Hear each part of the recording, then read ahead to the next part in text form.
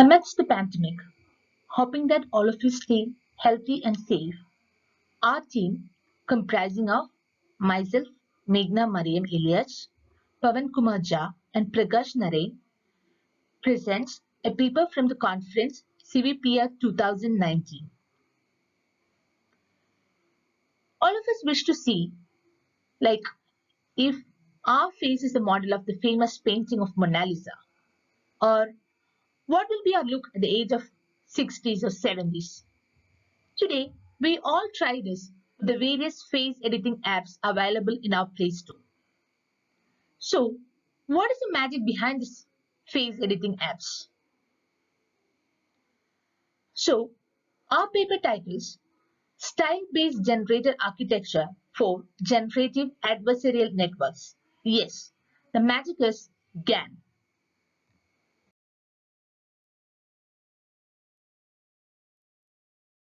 So, what is GAN? GAN, as expanded, Generative Adversarial Network.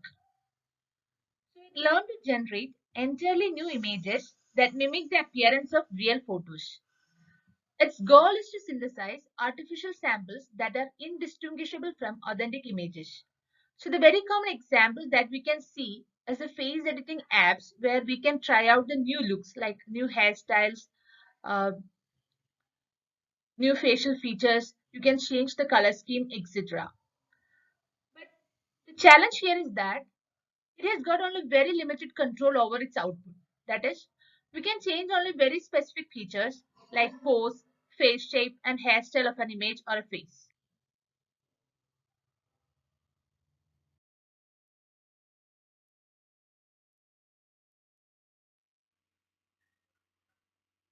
So, to overcome the limitation, the paper comes up with StyleGAN, that is, style-based generator architecture for GANs. So this new generator that automatically learns to separate different aspects of generated images without any human supervision. After training, we can combine them in any way we want. That is, it generates the artificial image gradually, starting from very low resolution and continuing to a high resolution. It modifies the input at each level separately, controlling the visual features of that level. So this generator thinks of an image as a collection of three styles: core styles, middle styles, and low styles. Core styles include pose, hair, and face shape. Middle styles include facial features and eye. Low styles include the color scheme. So it modifies these styles at each level without affecting the other levels. Also, it can automatically separate inconsequential variation from high-level attributes like coarse noise, fine noise, and no noise. This generator can choose strength at which each style is applied with respect to an average face. That is, if the strength is high, maximum variation is produced. If the strength is low, there is no variation. So with the help of this new style-based generator, GAN can produce state-of-the-art results that look more authentic than the previously generated images.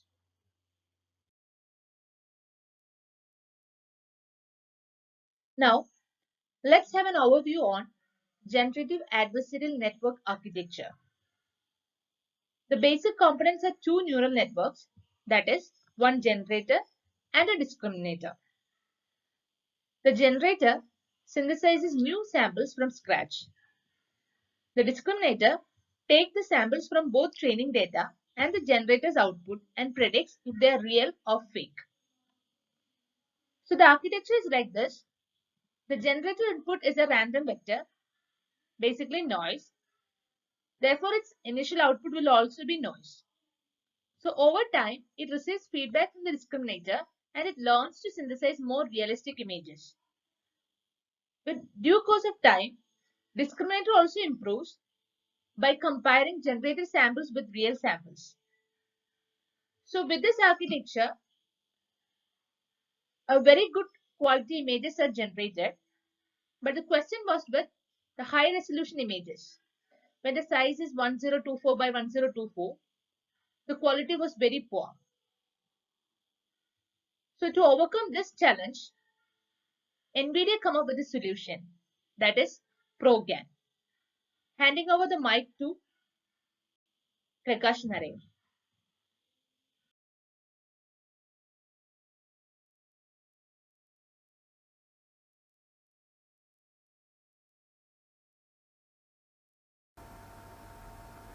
Hello all, I am Prakash Naran and I will be taking from here onwards. In ProGAN, progressive training starts with a very low resolution image, example 4 into 4, and adds a higher resolution layer every time. The training starts with both generator and discriminator having a low spatial resolution of 4 into 4 pixel. As the training advances, incremental layers are added to both, and this increases the spatial resolution of the generated images. All existing layers remain trainable throughout the process. Next is creating the foundation of the image by learning the base feature and generating high quality images with limited ability to control specific features of the generated image. GANs have a tendency to capture only a subset of the variation in training data and compute feature statistics not only from individual image but also across mini batch, thus encouraging the mini batch of generated and training images to show similar statistics.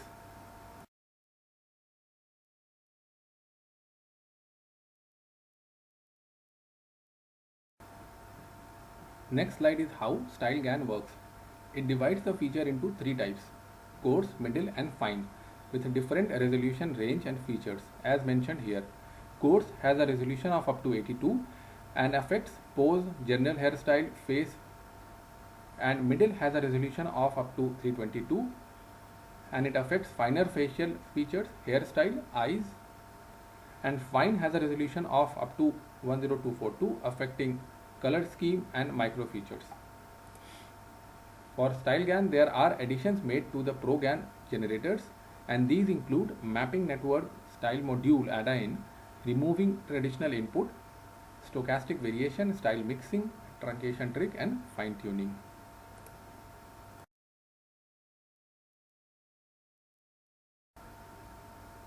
Next slide is architecture. The approach is to first compute the standard deviation for each feature in each spatial location over the mini batch. Then the average of these estimates over all features and spatial locations are taken to arrive at a single value. Then replicating the value and concatenating it to all spatial location over the mini batch yields one additional constant feature map. Then the new baseline is improved further by adding the mapping network and add-in operations. While a traditional generator feeds the latent code through the input layer only, we first map the input to an intermediate latent space W, which then controls the generator through adaptive add-in at each convolution layer. The mapping network's goal is to encode the input vector into an intermediate vector whose different element controls different visual features. The mapping network consists of 8 fully connected layers and its output is the same as the input layer 512 into 1. The add-in module transfers the encoded information created by mapping network into generated images. The synthesis network input is replaced with a constant input in StyleGAN and image synthesis is done from Learnit 4 into 4 into 512 constant tensor. Per pixel noise is injected directly into the network and broadcasted to all feature maps. Gaussian noise added after each convolution is evaluated for non-linearity. The noise does not always appear in the generated images and at a resolution of around 64 into 64 it occurs in all feature maps. Further, this noise affects only the stochastic aspect, leaving the overall composition and high level aspect such as identity intact. Image style is adjusted at each convolution layer based on the latent code. Important aspect is mixing two latent variables used in style during training.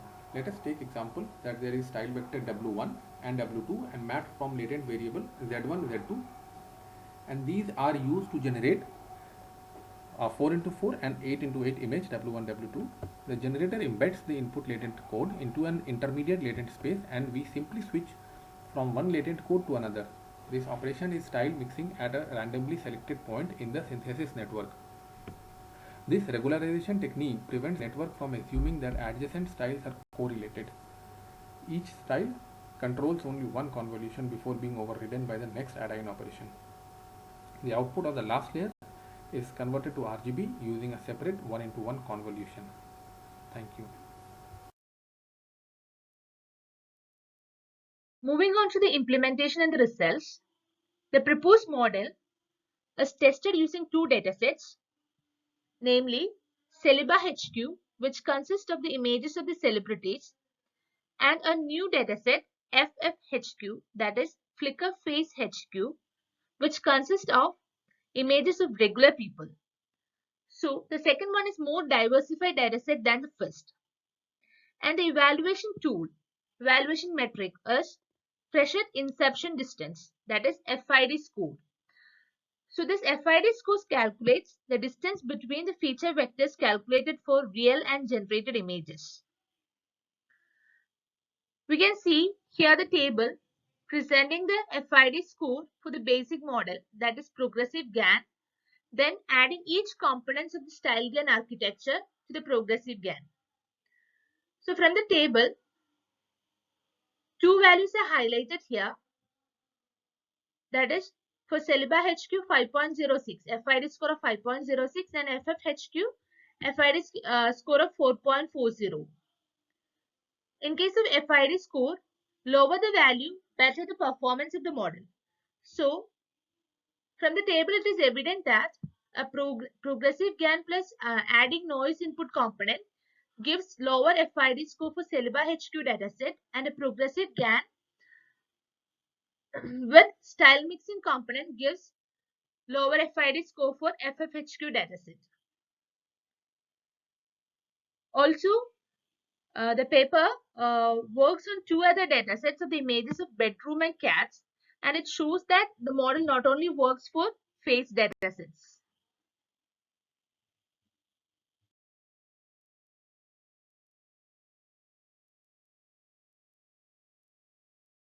The paper also makes a study on feature disentanglement, and it presents two novel ways to measure feature disentanglement.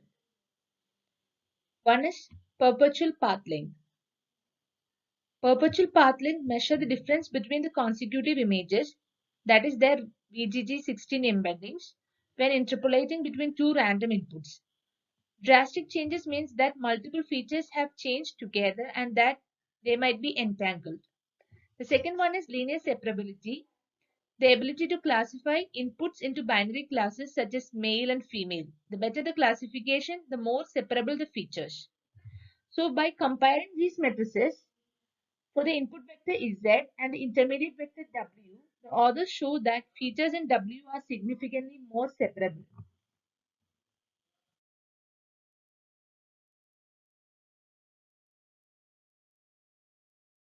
Finally, the paper concludes by clearly stating that the traditional GAN generator architecture is way inferior to a style-based design proposed in this paper. So, from the experiments and the results shown in this paper, it is very evident that StyleGAN produces high-quality, realistic images, and it allows for superior control and understanding of generated images. Thus, the proposed model of the style-based generator for generative adversarial network makes the task of generating believable fake images much easier. Thank you.